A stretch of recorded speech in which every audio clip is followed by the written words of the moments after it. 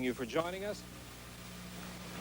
People's Court, case number 4740, Calabrese versus Dennis and Woodleaf for $2,500.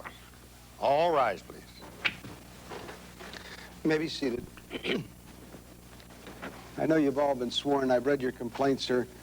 You claim the defendants took some of your personal property, won't return it? Yes, we agreed for fun to rehearse at his house with my instruments for recreation back in New Jersey.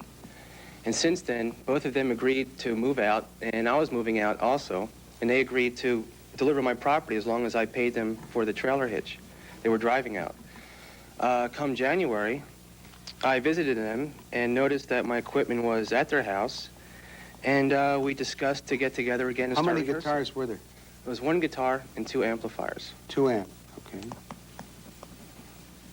Go ahead. And so several days passed, and I told them that I had an opportunity to rent the amplifiers out to make some money. And they told me that they moved the equipment because their landlord wanted to re-wax the floors. So being kind of suspicious, it didn't make sense why they would move the amplifiers, they told me, over to Paige's mother's house. And I said, why would you take it to her mother's house instead of just giving it back to me? And they said, oh, dude, well, we were in a rush when we had to get to work, blah, blah, blah. Everything starts And what with they call you, dude? Yeah, that's how he speaks. Ah, dude. So I said, told him I had a chance to rent these amplifiers out, and he said, okay, we'll get them back from her mom's house, you know, come time of the session. So the day of the session, I go to his house. What was the day of the session? It was like the first week of February. I don't know the exact day. So come time for me to go to his house, pick my property up, it's not there.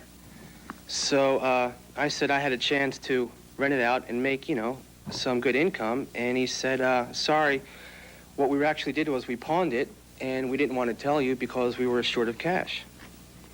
And incidentally, I said, what gives you the right to pawn my property, you know, even if we're short of cash?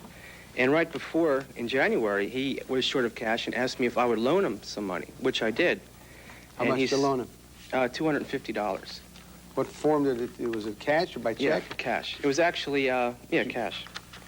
And so he paid me with a check, which later bounced. Let me see the check. And I asked him for it, and he said, oh, we don't owe you nothing. And so I went to my accountant and got a copy of it.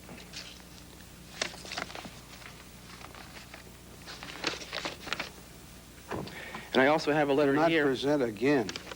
It was passed through twice, bounced 2 times, and I was charged a fee for that. Did he loan you $250? He gave me $250. Why did you give him a check for $250? Well, he was insisting that he was going to... Oh, come on now. If you don't owe the money, if he gave you $250, you don't have to give it back. Why did you give him a charge to write out a check? I gave him a check because he insisted that I write a check. I told him I didn't have any money in that bank account whatsoever. But did you owe him $250? No. Yes, you did, Your Honor. What was it for? I didn't have any agreement with him. You didn't have any agreement with him? I didn't have any... Did you get $250 in cash from him? Yes, I did.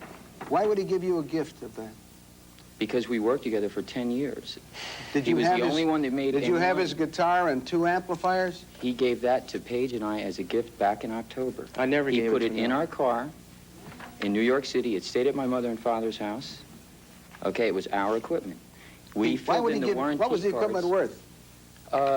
It's either $12.99 or $13.99 because I he have took the the receipt receipt. last time he was at the house. He took the receipt back. This is the receipt when I bought it, and these are the receipts when he pawned it. They were his originally. He bought them in New York City. Why would he give them to you? Because we had worked together for years, and he had made all the money because he owned the studio. We never made equipment. any money, Your Honor. And I'm the one that never made any money. He never even had a job for Do you 3 pawn years. the stuff? It was our equipment. We were under the... I said you pawned Yes, it. I did. Yes, I did. Because you felt it was yours. Yes, because it was a gift. When he gave you the gift, who was present? I was present, Your Honor. He Were they bought in it. What is your relationship to him? I'm his girlfriend. He bought us the How long have you been his equipment, girlfriend? 2 years, June 1st. Were you there when he Yes, said it was this, at Sam this is Ash. a gift? Yes, he bought it for us. He was telling us he was going to buy it for us Why would I a buy month him a- before he even bought it, saying that we were going to be in a band and he was going to buy us the equipment that we needed. And he bought himself a drum kit, which we drove out here with our equipment, which if we didn't, when we got here, we took the drum kit over to his house and kept our equipment. My sister is a witness she spoke to Lucci when he was at Keith's mother's house in New Jersey. Is this your sister? This is Cindy. All right, step forward. Yeah, I called my sister when she was in New Jersey to talk to her, and she goes, "Oh, Cindy, Lucci's here, and he knows you're on the phone. Do you want to talk to him?" And I go, "Well, okay." So he gets on the phone, and he starts telling me how he bought all this equipment, that it was coming out here, he was going to get a band, do I want to move in with them, and all this other stuff. And he told me that he bought the equipment and everything so that they could have the equipment. He told me that. Did you tell her that? Absolutely not.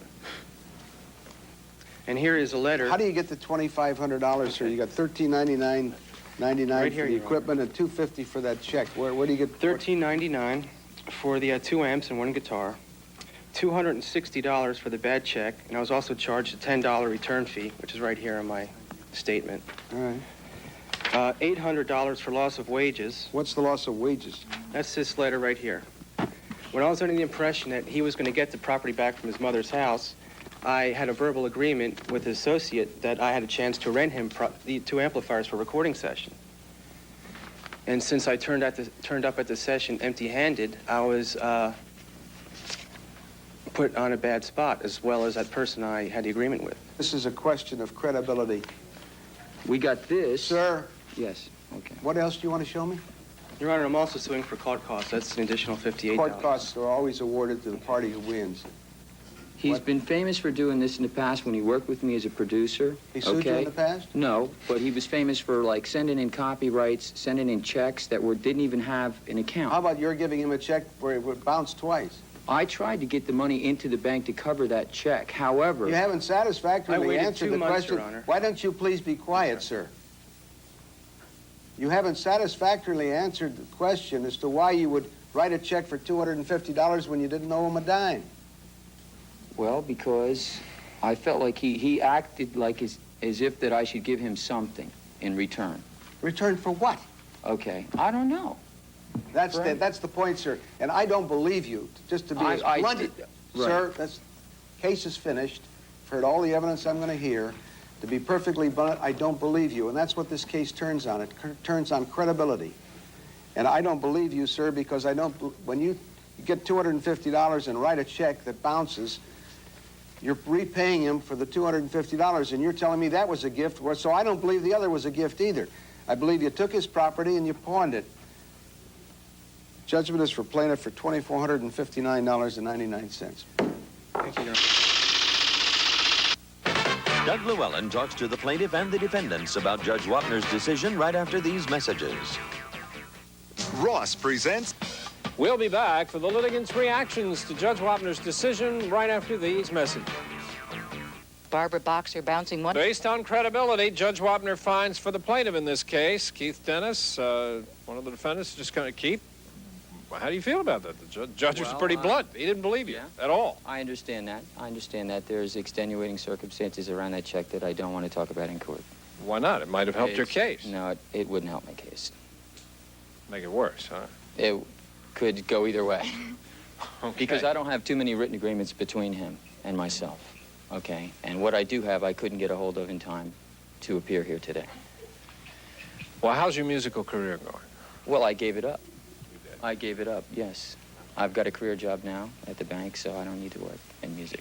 I don't need to wonder where the money's coming from. Thank you very much. Officer Brell is waiting for you to sign a few documents. Now the plaintiff is on his way out of the courtroom. Do you feel better now? Sure. I mean, these were friends, right? Good friends. Friends for 12 years. He always pulled little lies in the past that I was willing to overlook until it got to this, where it was so ridiculous and unnatural. I just had to do something about it. You know, how many times can you forgive a friend and be slapped in the face and, you know, look the other way? I only have so much face left, and I got to say what I got. Okay. How's your musical career going? You still trying? Sure, as a hobby, yeah. Just as a hobby. All right, well, thank you very much. Congratulations. Officer Brell has a few documents for you to sign. Thank you. And that'll wrap it up for this case.